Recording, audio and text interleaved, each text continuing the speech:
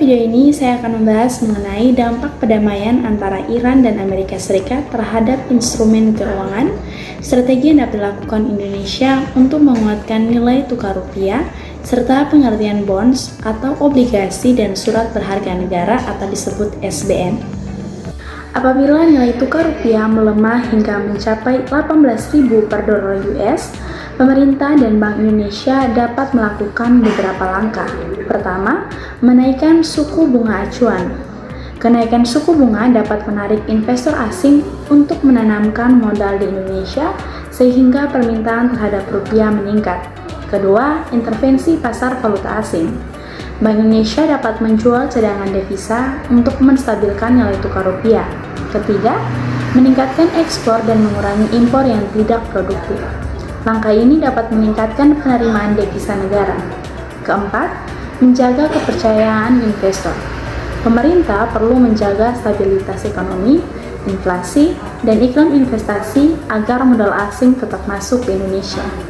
Dengan kombinasi kebijakan moneter dan fiskal yang tepat, nilai tukar rupiah dapat kembali menguat. Bonds atau obligasi adalah surat utang yang diterbitkan oleh pemerintah atau perusahaan kepada investor. Investor yang membeli obligasi akan memperoleh imbal hasil berupa bunga atau kupon dalam jangka waktu tertentu. Sementara itu, surat berharga negara atau SBN adalah surat utang yang diterbitkan oleh pemerintah Indonesia untuk membiayai anggaran pendapatan dan belanja negara atau APBN.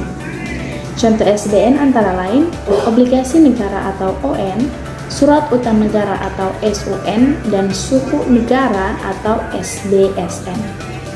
Keuntungan investasi pada SBN adalah relatif aman karena pembayaran pokok dan bunganya dijamin oleh pemerintah sesuai peraturan yang berlaku.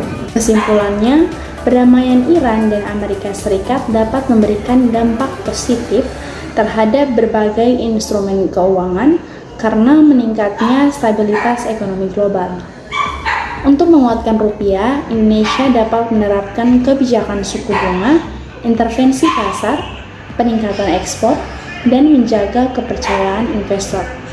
Selain itu, bonds merupakan surat utang yang memberikan imbal hasil kepada investor, sedangkan SBN adalah surat utang yang diterbitkan pemerintah untuk membiayai kebutuhan negara.